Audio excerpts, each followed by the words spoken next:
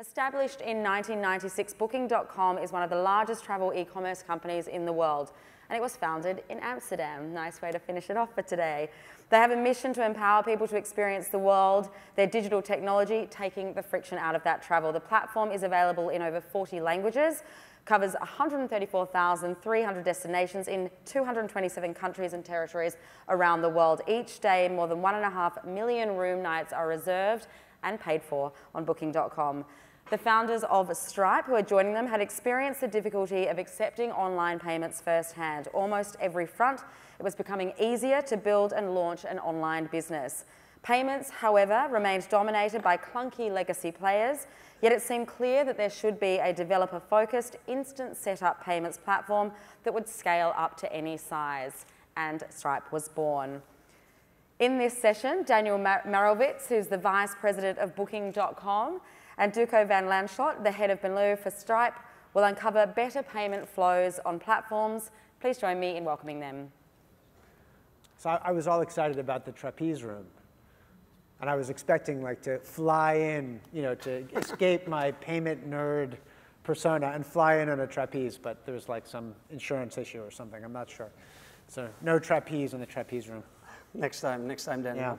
Yeah. Glad to be here. Thanks that we have two nerdy avatars on here, and that I look like Fido Dido, but the 7-Up logo. You joined 6 months ago as the Vice President Payments of Booking.com. Before you were in leading product management of the global transaction business at Deutsche Bank, President of Europe, COO at Earthport. You're a Manhattan boy, shipped to London for a while, now in Amsterdam, in the Dam, a payment veteran. And I mean, when I was 8... Does that just mean I'm old, or what does that mean? Well, at least you have more gray hairs than I do, maybe. I guess that's true. And less hair overall. A payment veteran. When I was 8, my mom always asked me, what do you want to become? And I always said, I want to become a global payment expert. So you're living the dream, Daniel. Yeah. How are the bicycles in Amsterdam to start off with? Yeah, well, I mean, so I did a lot of cycling, and I mean, the reason I'm a payments guy is because the modeling career didn't work out. So. Yeah, so payments was the fallback. No, it's funny, right? So there's plenty of bicycles in London, and I've been living in London for the last 18 years, and I do a lot of cycling in London and road to work a lot. But in London, cycling is it's like the UFC of commuting, right? So you're wearing, jackets and elbow pads and helmet and Lycra, and you drink energy drinks before you go out. And it's very interesting, you come to Amsterdam, for those of you who haven't experienced it, the bicycling speed in Amsterdam is exactly 1.75x walking speed, right? You're not allowed to just go for it, and you wear normal clothes, and it takes a little while to get adjusted to not gearing up for war. But I'm cycling in Amsterdam, it's good, it's good. All right, thanks, Daniel. Without further ado, let's go into Booking.com. Payments is, and we've been working now together for a while, is a very big asymmetry. So you actually don't historically take a lot of payments while you're being this giant hotel booking platform, almost more of a marketing platform. Yep. And you've been only involved in a fraction of the payment. So it's pretty weird that this emperor of A/B testing, you run 1,000 tests a week, the kings of conversion, you found out the word A/B testing. Why are you not taking payments? What happened here? Did something go wrong? Yeah, no, it's an interesting thing, right? And I think asymmetry is the right way to look at it. So Booking.com is the main brand of Booking Holdings, which is a $105 billion or so market cap company. So one of the largest e-commerce companies on the web of any category, and by far the biggest player in travel and experience. And you would think with that sort of a business, a macro business size, and that many transactions, she mentioned 1.5 million transactions a day, you would think that we would be kind of payments masters, right? Because this is an e-commerce company. And actually, what's quite interesting is that Booking is first and foremost a conversion monster, right? So Booking has focused itself for years and years and years on figuring out how do you get somebody from an online advertising click to the Booking website, to the property they're interested in, to purchase and well, not to purchase, but to reserve. And what they figured out many years ago is actually that if you ask them for money, people back out. And so, which is not surprising, right? So that's the most emotional part of the e-commerce booking process is when somebody actually commits to pay and puts in their payment method. And so what Booking figured out years ago is that actually they didn't have to take the payment. They could make a reservation and the guest could pay at the property. And so that structure has been in place for years and years and years. And why does that change? Why? So the question is, yeah, exactly. Why after years of growing it at stratospheric rates, why change that process that works so well? And essentially, there are a number of reasons. One is that what we refer to as the entrepreneurial sectors are becoming bigger and bigger part of what happens at Booking and what happens in the travel industry. So people, obviously, who are renting out their own apartments, they're not a professional hotelier. They've got an apartment, they rent it out, maybe they do it a couple nights a year, maybe they do it on a semi-full-time basis, but it's not their job, right? It's something they do on the side. So they don't have a finance department, they don't have an accounting department, but they need to get paid for this apartment they've put in a marketplace. And so those guys need a payment solution.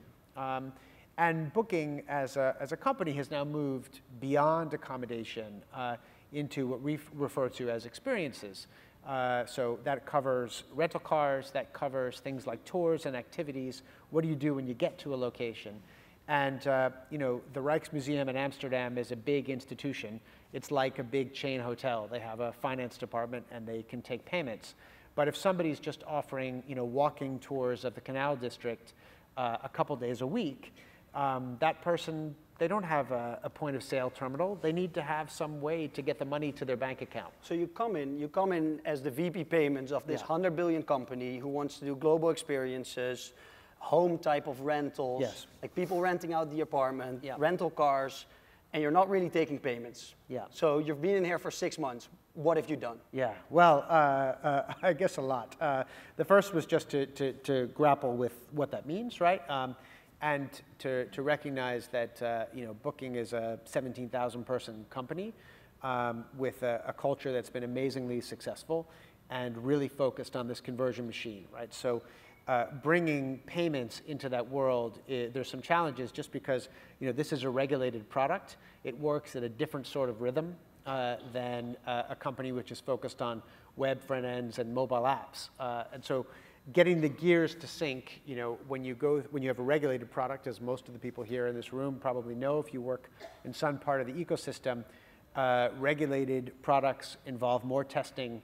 If you want to really get somebody angry, make a mistake with their money, right? Let alone about the legal ramifications. So getting those two cultures to mesh is an interesting challenge, and I think we've gone some way to building that. We also have started to work with much more detailed roadmaps. Booking is famously a company where teams have a lot of autonomy to build their own agenda and kind of write their own movie. And that's been incredibly successful over years, but with complex, regulated, multi-jurisdictional products, you have to work in a different way. So a lot of the things that I've been working on is around that. Was it not working before, or is it now working better? I think it's working better. I think we certainly have more to go, but the most important part was pulling together and coalescing a payments track. So we now have 125 people in Amsterdam who are just focused on payments and making it easy for bookers around the world to pay the way they want to pay and making it easy for partners around the world to get paid the way they want to get paid. So you now have this 125 people payment org here? Yes, and we're hiring, by the way. In the last 6 months here, so now you get to choose 1 out of 2 questions. So one, what is the hardest decision you made in the past 6 months? Or 2, what was the weirdest payment thing you discovered when you got to look behind the curtains at Booking.com? The weirdest thing. I mean, well, without going into dangerous waters, I think the weirdest thing is just, as Duco mentioned, and he said it quickly, maybe it didn't land. Booking is really the focused master company on A/B testing, and we're running more than 1,000 experiments a week on some part of the website or the app infrastructure. And so there is this dedication to testing. So sometimes we've tested things which the impacts of which are not always positive. And you say, well, why did you test that? Because even if the answer is yes, we can't do it. And so I think part of that is just understanding in a regulated world, there are constraints on what you can test, right? If it's gonna drive up chargebacks and fraud, it's probably not a good test, right? So those are things that we've had to very quickly make a part of the culture. And maybe good now that we're discussing your payment organization, are you hiring people? Yes, we are, for sure, yeah. Okay, that's maybe good to pinpoint that you are recruiting people. I would like to quickly go into what we've been doing together. And this is like a quick graph of our setup, for example, in the US, some of the things that we do with you, where basically a consumer comes in and pays to a hotel partner, and that hotel partner is actually a white-labeled US Stripe account. Yeah. And by doing so, basically this hotel partner is the merchant of record. You can just use your booking BV and you pay out, and you pay it out over local rails with local acquiring, with higher acceptances, with local interchange, with the hotel partner being the merchant of record. Yeah. Why do you even need us? I mean, Why you're booking, do you this? build Yeah. things in-house. Why do you need us? Yeah, I mean, I think, look, it's a good question, right? And I think the first part, of course, is that let's take a look at the US, which is obviously where we've started working together at some scale. The United States, as the name implies, the United States of America are 50 distinct states with different taxation structures, with different banking and payments regulation. It's not a homogeneous world, and I think sometimes in Europe people forget just how complicated the United States is. And so for us, as we were really, we had a lot of energy behind building up what we refer to internally as booking home, which are let's say the entrepreneurial, the less professional sectors, as well as small hotels and bed and breakfasts, that category. We needed to have solutions which were going to work and be appropriate from a regulatory perspective instantly everywhere. And we didn't have 12 months or 18 months or 2 years to figure out what was going to be the optimum structure for us over time. And so obviously because of Stripe's regulatory structure and the fact that it's an API-driven fintech like us, there was a kind of culture and technical fit, an ability to iterate very quickly, and we were able to leverage your existing regulatory infrastructure to get going quickly. And I think for us that's really important because even though we're a very large organization, we try to move at pace. Yeah, and I think one of the difference here, why we like working with you, is that we don't see Stripe as a payments company, but we actually see ourselves more as a software company who happens to do payments. And I think this perfectly aligns where on the marketplace setup, where you do verification of users, you onboard thousands of hotels and thousands of booking home partners and other partners, where you do pay-ins and payouts, anti-money laundering, KYC checks. Yeah. I think providing that whole software solution is way closer to the Stripe DNA and actually to what we want to achieve than just doing a commoditized standard pay-in actually. Yeah, yeah, look, and I think what's interesting about in the travel and experience world, I think what's interesting about this entrepreneurial sector, right, these kind of semi-professional or maybe even unprofessional providers of product, is that if somebody is, we just acquired a company called Fair Harbor a few weeks ago, which also coincidentally was a Stripe customer, and they help tours and activity operators to project their inventory online and sell. And I think what's interesting to think about is those guys, somebody who is a river guide, right, takes people down whitewater rafting trips on the Colorado in the United States. That person's a great whitewater rafting guide. They don't know how to manage websites. They don't know how to manage payments necessarily, right? What they want to do is concentrate on what they're great at, right, which is getting customers safely and having a great time down the river.